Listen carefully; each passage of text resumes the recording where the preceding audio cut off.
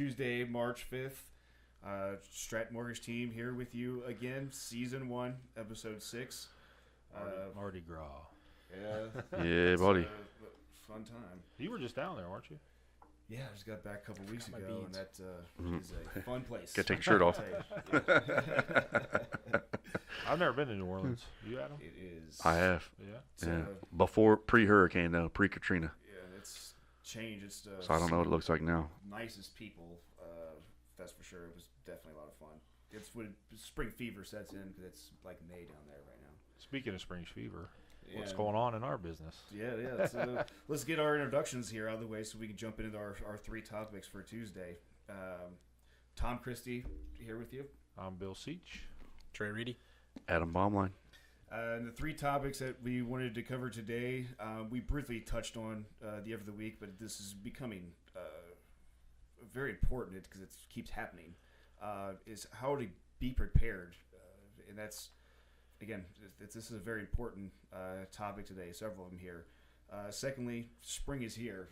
We just talked about spring in New Orleans. It obviously doesn't feel like spring here, but things are about to change. It's coming. Yeah, It's coming quick. and yeah, so and again, that's going to go right into how to be prepared to get ready for that.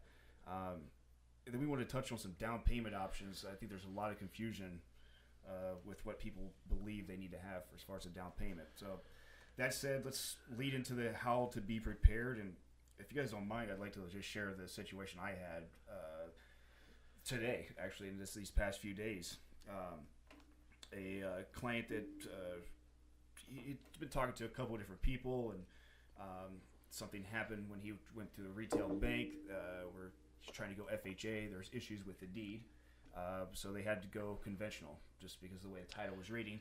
So they couldn't do it. There was just no way they could do it. Comes over to me. We try to get the loan done. Well, there was an issue with his employment. He had been working for the last 2 years well over 40 hours a week.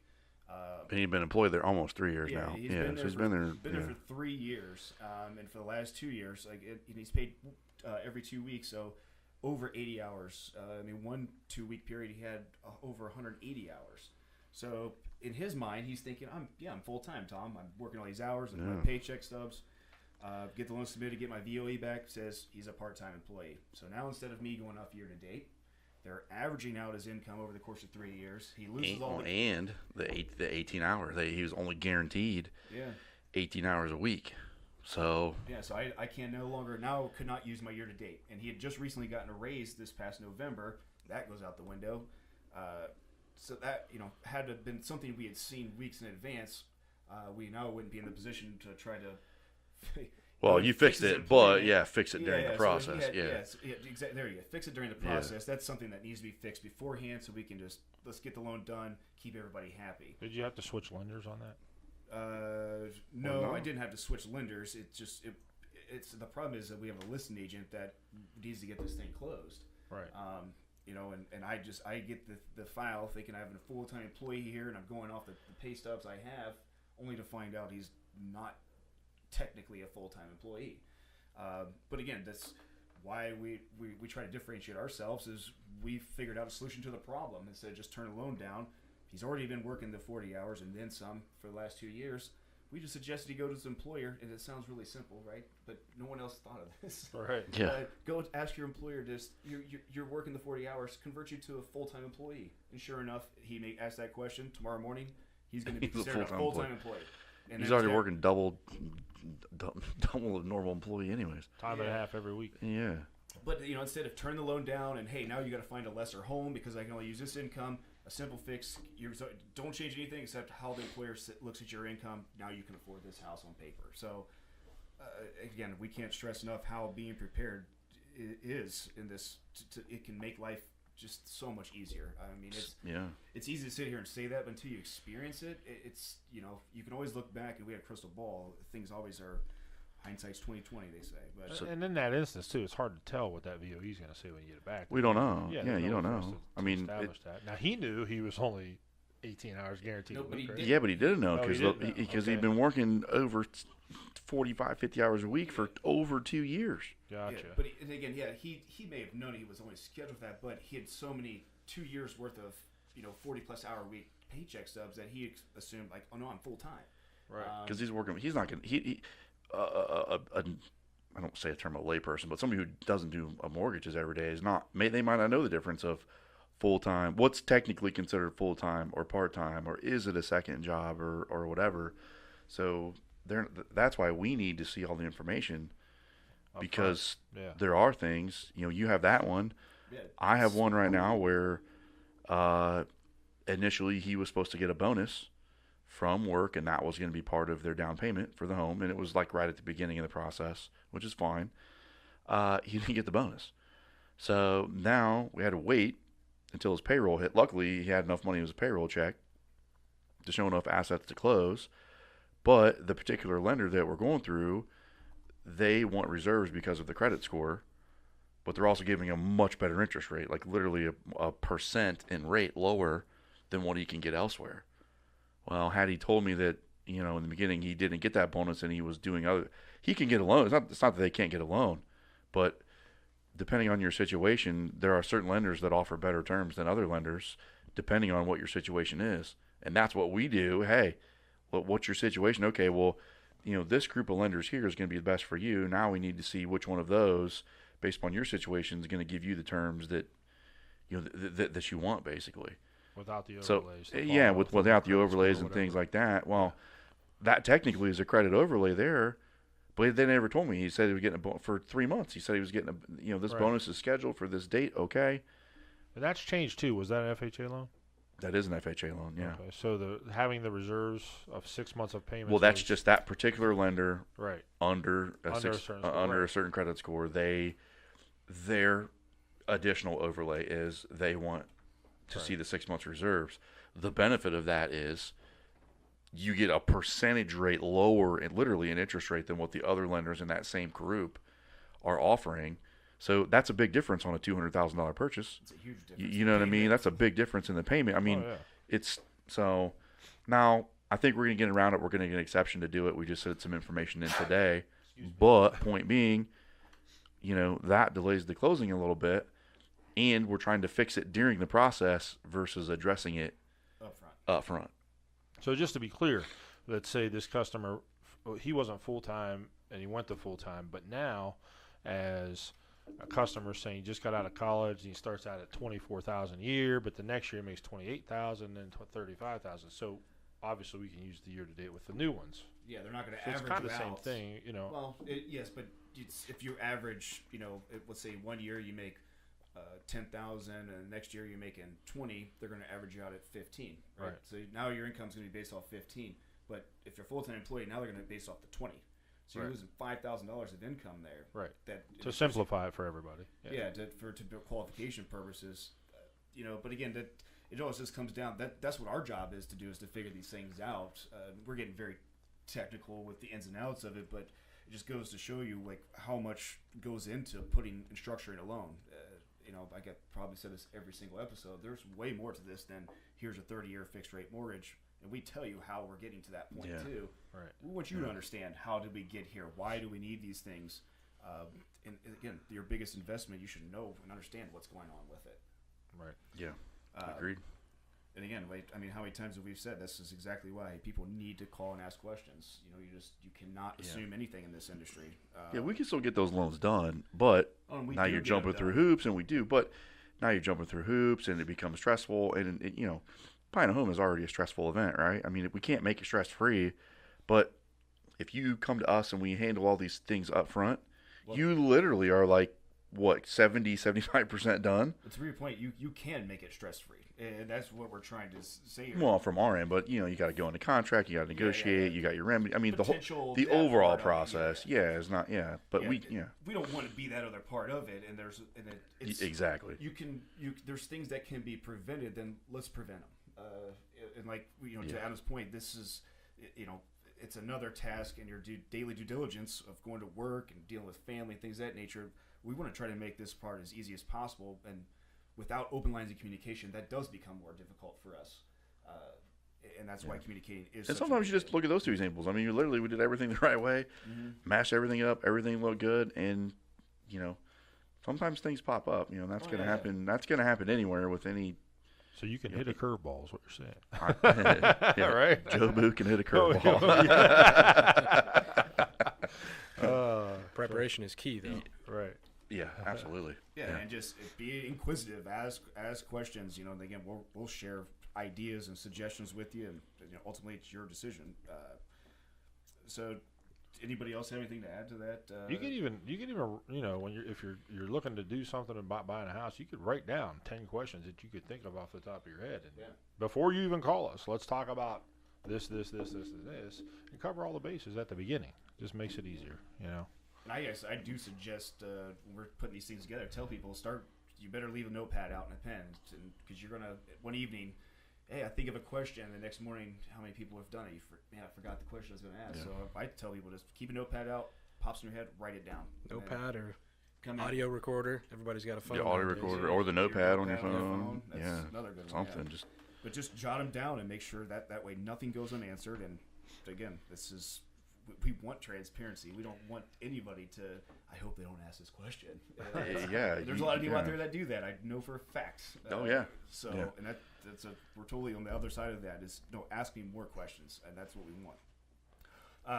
So again, leading into the preparation, I think it goes right into what we just said. The second topic is, believe it or not, spring is here. And with that said, this market in Columbus is just as hot as ever. More people are going to start putting their foot in that pool and testing the waters when it comes up. What have you guys seen, like when transitioning from winter to spring in Columbus in the buying season? What are some of the things that you see that maybe somebody could have maybe bettered themselves by doing this or doing that? There's a couple things we can do. Number one, like Bill, what you said, how many homes are active right now in the multiple listing service as of yesterday? Roughly like 3,100. Yeah, so 3,100 homes in all of Central Ohio. That's not a lot of homes. That's what's listed for sale right now? Yeah. The bidding will commence. Yeah. Right. So obviously we talked about being prepared, but so what can Stratton do, or how can we help you do that, right? So number one, if you are looking to buy this summer, you really do need to be talking to us right now. Yeah. We do need to be reviewing everything right now. We do need to make sure you're okay. Some lenders, maybe they don't want to talk to you until you're ready to go. That's not the case with us. You're buying a home this summer, you're buying a home this fall. It's like guys buying a home in the fall. Listen, okay, here's what you need to do. You need to be on track, because if not, it's the months are gonna go by quick, especially summer months. Oh, and you need to know what you need to do, or need to know that you're ready. Number one, so getting with us, talking to us, reaching out to us, opening up those lines of communication, that's huge. Number one. Number two, we can do the TBD underwrite. We can send somebody to underwriting and get them fully approved, credit, income, and assets without a purchase contract. Doesn't cost them anything. Doesn't change the interest rate that they qualify for. With a couple lenders, we can lock and shop. We can lock the rate in for 60 days. We can do that too. So those are just items that we are now presenting a conditional approval essentially to the selling agent or the sellers, and saying, look, John Smith is approved for this loan. You guys just need to agree on the terms of the property. That will put you ahead of a lot of the buyers. We can't guarantee it's going to make you win your bid, because we don't know what the other bids are. Right, but like the ones last year where everybody was taking their picture of their family and saying, "Oh, this house is." Yeah, I don't technically think you can do that. I think that's a violation of fair housing. And they have been doing it though. Yeah, I know, but I don't think you can. Yeah, and you're also not supposed to speed, but people. Right. I want to piggyback on what Adam said there. Doing that a TBD, or to be determined address, and instead of having somebody just look, say, hey, here's a pre-approval letter, somebody just plugged some numbers into their database system and it said that they were fine. Your loan will actually have been underwritten and have an approval findings. So you're now one step ahead of somebody else to further ensure that you are way more likely to get a loan closed than maybe somebody else who hasn't been actually underwritten by an underwriter. Or a shorter time frame. And a lot faster, right. I just got one Monday, 21 days. Yes. No waived inspection. That's kind of common now, but getting an inspection but waiving the contingency, so they can't ask for any fixes. They could, if there was something major, of course, they could cancel the contract. But, as is, a little bit above asking, wanting to close in 21 days, which we can do that. You know, it's going to happen. But that's an advantage, you know, that we're going to have. If somebody says, you can't close for 30, 45 days, okay, well, we can. You know, and that may very well put your bid ahead. Sometimes it's not about the dollar amount on that bid, because at some point it's not going to appraise, you know. Yeah. So you know, or somebody's not going to put an unlimited amount of extra money down. Mm-hmm. So maybe it's not the top bid. Maybe it's the one that can close quicker. Maybe it's a conventional loan over FHA. Which that in itself is a misconception. They're all about the same. I mean, other than maybe. Well, they don't want the appraisal. If it doesn't appraise and it's FHA, they don't want the appraisal. I mean, yeah. They don't want the appraisal to stick. But right. But yeah, but I mean, that's just, we have to kind of help you navigate whether or not we agree with it. This is what the marketplace is dictating right now. Mm-hmm. So if you want to buy a home right now and you want to be a homeowner, and the rules are changing, right? The game is constantly changing. So next year, it could be different. It's different from 4 or 5 years ago. You know, it's just it's always changing. And so when you work with people like us, where we're doing it every day, locally in the market, we do know what's going on, you know, and we do partner with the real estate agents and, you know, and the ones that are doing business and know what's going on there too. So that helps, because then at least you're getting good advice. Whether or not you follow it, that's up to you. We've had people go both ways on that, but and there's tricks to anything. I mean, like, you know, the number of people that live in Columbus or that might tune into this have been to Cedar Point or Kings Island. If there's, you know, how many of us buy that fast pass? You know, like, it's, how can I get to the front of this line? I don't want to wait here for 3 hours, or, you know, again, there's a way to navigate through that if you do the right. Again, that's what we're trying to help do, is if you come into a position where you have 5 bids, in all conventional loans, yet your loan has been underwritten, you know, and now all we need to get is an appraisal and title.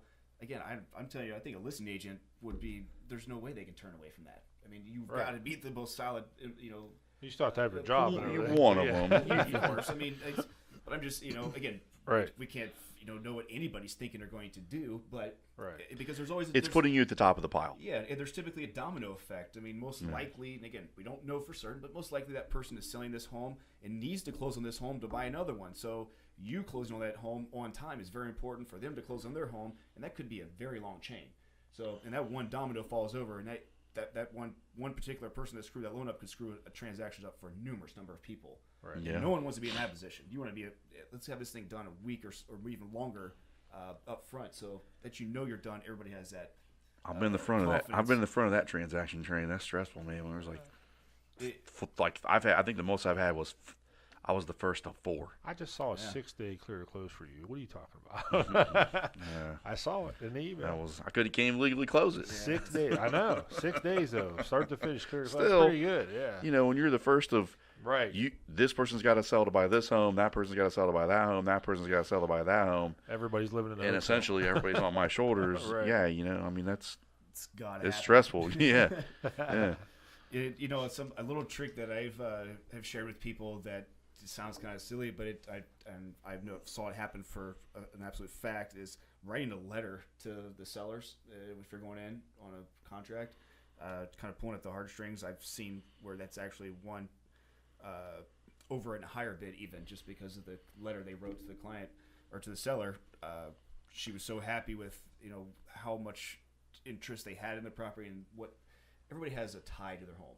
Right. You know, they want to know that next person is going to take care of it. In her letter, that no one else had submitted a letter with it, she chose to give I'm going to pick these people, and they were less bid too.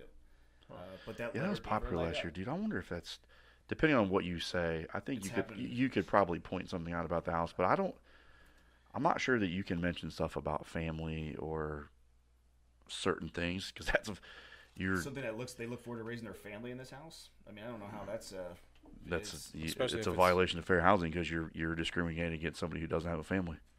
Well, how do you know they don't have a family either? I mean, that's what you nobody don't knows. You don't. That's why you're not supposed to put the letter in. I don't know. It'd be interested to see how that. I mean, I know it's happening. I guess regardless, it's happening. You know, I don't know. That's really not in our world, so I guess it doesn't really affect us. But I mean, yeah, you're right. It's definitely happening. Well, it's again, it's just tips and little things that again, like we try to help out there with people and little ideas that, again, whether you do it or don't, like Adam said, it's up to you. I mean, we just try to, again, share ideas that I know that has helped other people. Sure. So how about deals of the week? Anything interesting going on with you guys this week? Like what's that you bring to mind? Nationwide high balance. The reason, buddy. well, yeah, the reason that was sweet. We closed one last week. Oh, I got That no. was good. Yeah, that's awesome. Yeah. Yeah. So 10% down. again, no MI. So the conforming loan limit's what, 483, 750 or something like that. So if your loan amount's over that, you then have to do a jumbo loan or some sort of a first mortgage, second mortgage combo. You get the second mortgage world, obviously those are more than likely adjustable. Doing line of credit, which is, rates you could potentially go up. So we can actually offer up to the high balance limit, which I'd have to look it up, but it's probably well over $800,000 as a loan limit. They can put 10% down, and there's no mortgage insurance, and it prices as a conventional loan. So I have one right now, which is $615,000 purchase in Upper Arlington. 10% down, that only takes them to what, $535 or something as a loan amount. Normally, that would be a jumbo loan or a first loan with a second combo on it. They're able to get both at 4.5% with 10% down on a 30-year fix with no mortgage insurance. 4.5? Yeah. Oh my gosh. Yeah. That's crazy. So, I'll tell you right now that rate at somebody that can't do that is going to be in the fives. There's just no way it's not. if it's a jumbo, if they don't have any, Right. Which dude has this? I mean, you'd have to have a special relationship to get. Yeah, I mean, it's a good deal. It's so that's a nice deal. Got them in, and that's coincidentally enough, that's the 21-day close. It's kind of funny. So to your point, everybody always like all this. I feel like all these the rich people go to dinners and they're always getting comps. Like the people with the most money seem to get away with the most free things. They always have an upper hand somehow. Well, this doesn't need to be that way either. Again, here's an opportunity for somebody that is looking to buy a home, and this is, again, a product that I've not seen anywhere else. I don't think it is anywhere else in Ohio. Not that I'm aware of. Of all the people we're signed up with, only one is doing this. Right. Yeah. So, I mean, that, again, you're talking about a difference in payment on 1% for a $200,000 house. Yeah. We're talking. Or down payment. Yeah. I bet I checked 7 different lenders on it, and I couldn't even get close. Yeah. So, And again, that's something that. And now, again, if you're not asking us about that, then you're really missing out. And if I guess I don't know if it's fortunate or unfortunate, but okay, you're gonna go try and buy a home in Upper Arlington. Everything in there. You could very easily fall into that loan, very easily. Right. With the majority of that area, or you may be able to afford a little bit more of a house than you're wanting to. So if you were looking in the 450 range, now you can go to maybe the 550 range. That point in difference in rate is going to be the difference. Is a big difference. Yeah. I mean, $125 a month probably difference. I did see at least Spielman's house is for sale in Arlington. If anybody, really? that'd be a perfect loan for somebody right there. Looking. I'm putting in an offer. $2 million. It does have a pool in there. I've been in there before. It's ridiculous. Where are they moving to? We don't know. We'll ask my buddy. Undisclosed information. So the one deal I had a little thing with, and Tom, you kind of helped me out on it, was it was a lower income person who has some student loans, and it was putting me over the ratio of 52%, and it wasn't getting there. I did all the calculations I could. If I paid this bill, that bill, that bill, so there was a difference for the two factors, Fannie Mae and Freddie Mac. And Tom, for how they calculate student loans. So something I didn't know that just changed recently. So I had to use 1% down on Fannie Mae, but Tom told me I had to use a half on Freddie Mac. On Freddie. So if there's no payment, that's the other Yeah. Okay, so there's no payment on the credit report. But you have to have it. Yeah, but you have to factor in a payment. Right. Whether you factor in 1% of that balance or 0.5% could throw your ratios out of whack and not get approved, or could be approved. Exactly, and that's the case. It happened because it went from 250 to 125, and so that's actually something that, not loan wise, but something that we haven't really touched on yet, is the fact that we kind of all have our own experiences of what we've done loan wise, right? We each do things a little bit differently, or approach loans a little bit differently. But you have an office full of people that are bouncing ideas off of each other to kind of try and make sure the best thing is happening, essentially, or whatever can be the the better situation for the borrower, which is nice because some places you don't have that. Everybody's kind of like they're out to eat their own, cub and whatever, and it's looking out for themselves. It's a shark world where we're literally trying to help each other. So if you're a customer, you're getting a great deal, or if you're a mortgage loan originator in Ohio, and things are changing and you're not happy with your company, this is a place where you've literally everybody is helping everybody support to make sure to give them the best to succeed. Yeah, and something I think is a big deal is the core. All of us have been together for 4 years now. I mean, roughly. No one's left. In an industry that has a turn-stop door, where you see people in this company for a year, then now they're with this company. We don't have that turnover like that. Right. There's a reason why that happens. Other than we're really cool, but yeah. But to Adam's point is everybody's a team here. It's all about helping each other get things done, whatever that means is. Right. That's if you do benefit the customer and do right by the customer, then referrals are going to come in. They're going to be happy. They're going to tell their friends and family, and of course, all of us. We've got 4 or 5 years of doing that now, so we've built up a pretty big base. But if you're a mortgage loan originator, you can come in and you can start building that. It does take a little bit of time, but you're giving a customer, you're getting customers more than likely better options or more options than what they would have elsewhere, right? And you're making it easier for them to get it done. So Quicker. couple all those things together, Right. and potentially quicker too. So you couple all those things together, hey, It's a great place to work. yeah, seriously. Yeah, it's and then to try to wrap this thing up. But one last thing here I wanted to touch on was, and I don't think we have in all these episodes, is down payments. I don't know if you guys find that a lot of people I've talked to think that they need to have an excessive amount. I just spoke to a client last week that thought that she was going to have to come out of pocket with 20% down or 15%, and that just couldn't be. Well, here's where that comes into play, especially in our market, is home prices are continuing to increase. So if the home that you were looking at last year was $350,000, it could be $375,000 now. Mm-hmm. Well, now you have $15,000 difference. If you're trying to save 10 or 20% down, you potentially could always be chasing, right? So you're never going to get to where you need to be. And you only say, depending on what your income is and what your lifestyle and whatever is, there's at some point you just can't you can't save any more money fast, right? So maybe you get in that home with less money down, 3, 5, 7, 10% down, whatever that number may be. Get in the home. We've had people do that. Yeah. And then this year, luckily, rates went down. We're actually able to refinance them to better terms. Obviously, we can't guarantee that because we don't know what's going to happen in the market. But if terms improve and there's a benefit for you to do that, that's a way that some people are getting in homes right now, Restructuring your asset to take it.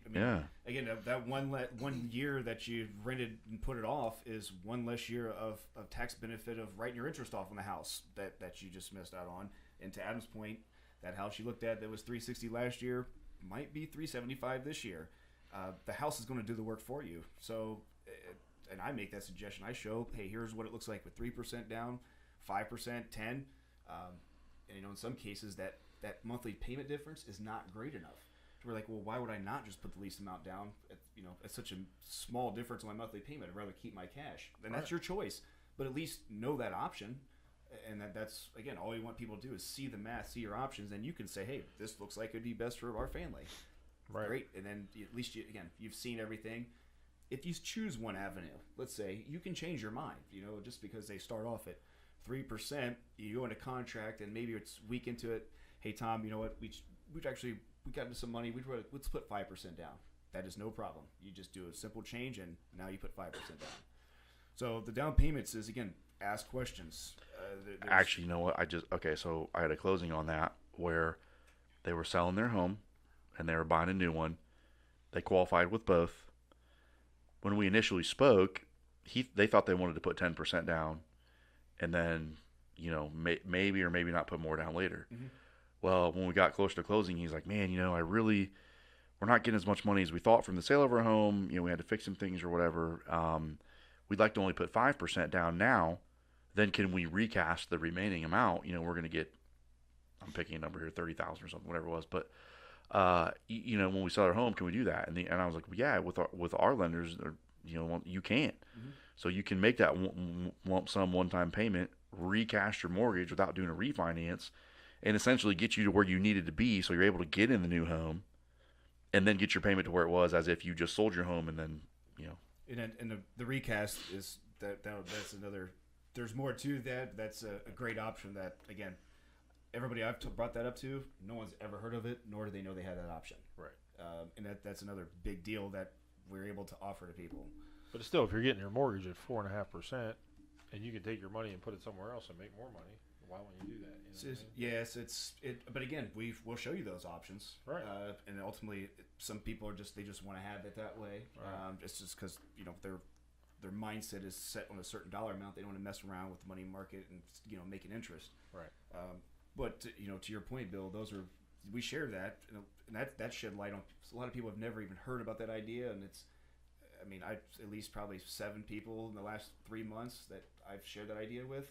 Right. Now have all their funds sitting in there and they're making interest. Right. Keeping themselves liquid, letting the house do the work for them.